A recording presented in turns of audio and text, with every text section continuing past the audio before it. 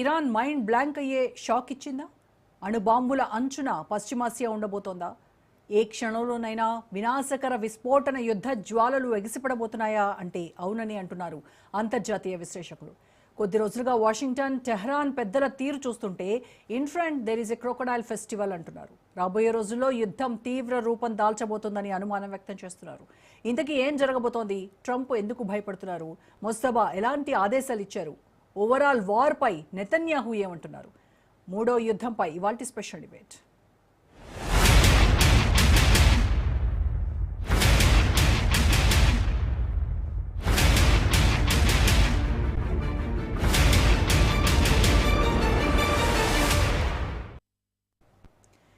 ఫిబ్రవరి 28న America, Israel ఉమ్మడి దాడులతో అట్టుడికిపోయిన Iran ఇప్పుడు ఊహించని రీతిలో పంజా విసురుతోంది. తమ బాంబులు, క్షిపణులు, డ్రోన్ల వర్షంతో టెహ్రాన్ సర్వనాశనం అయిపోయిందని అగ్రరాజ్యం భావించింది.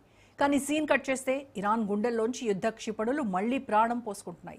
సైనిక సామర్థ్యాన్ని అంచనా వేసిన దానికంటే అధికంగా 100 రెట్ల వేగంతో పునర్నిర్మించుకుంటోంది. కాల్పుల విరమణ సమయాన్ని తనకు అనుకూలంగా ఉపయోగించుకుంటోంది. ఏప్రిల్ 8న సైలెంట్గా డ్రోన్ల ఫ్యాక్టరీలకు మళ్లీ తాళాలు తీసింది ఇరాన్. వేల సంఖ్యలో కిల్లర్ డ్రోన్లు సిద్ధమవుతున్నాయి. దీంతో ఇజ్రాయెల్, గల్ఫ్ దేశాల గుండెల్లో రైళ్లు పరిగెడుతున్నాయి. ఏ క్షణంలోనైనా డ్రోన్లు ముంచుకొచ్చే ప్రమాదం ఉందంటూ ప్రపంచ దేశాలు గజగజ వణికిపోతున్నాయి.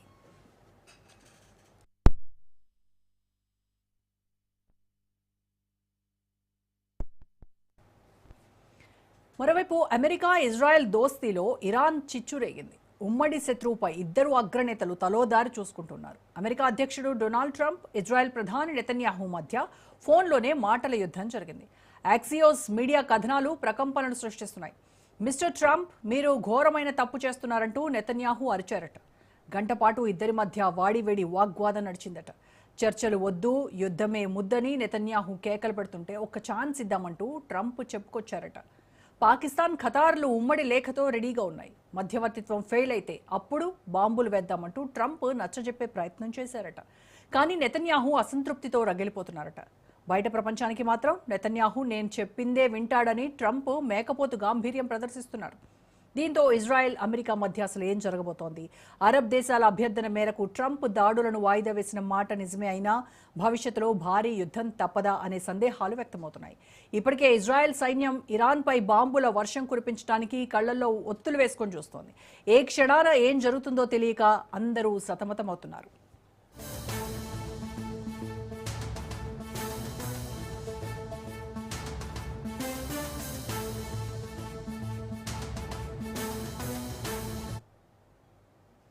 ఇక క్లైమాక్స్ ట్విస్ట్ ఏంటో తెలుసా? శాంతి మంత్రం జపిస్తున్నట్టు కనిపిస్తున్న ట్రంప్ మరోసారి స్ట్రాంగ్ వార్నింగ్ ఇచ్చారు. ఇరాన్ దగ్గర ఉన్న యురేనియం నిల్వలను స్వాధీనం చేసుకుని తీరుతామని బాంబు పేల్చారు.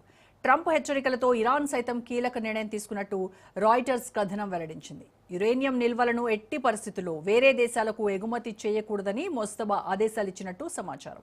దీంతో ఇరాన్ అణుబాంబు తయారు చేస్తోందా అనే అనుమానాలు వ్యక్తమవుతున్నాయి. అటు అమెరికా, ఇటు ఇరాన్ దేశాల్లో తాత్కాలిక ప్రశాంతత కేవలం తుఫాను ముందొచ్చే నిశ్శబ్దమేనా? టెహ్రాన్ అణు నిల్వల కోసం వాషింగ్టన్ మరో మహాయుద్ధానికి తెరలేపబోతోందా? అగ్రనేతల అహంకారాల మధ్య పశ్చిమాసియా శ్మశానంగా మారబోతుందా అనే చర్చ దడపుట్టిస్తోంది. రైట్, ఇదే అంశానికి సంబంధించి పూర్తి విశ్లేషణ అందించడానికి మనతో జాయిన్ అవుతున్నారు సీనియర్ విశ్లేషకులు, సీనియర్ జర్నలిస్ట్ మన్నెం కోటేశ్వరరావు.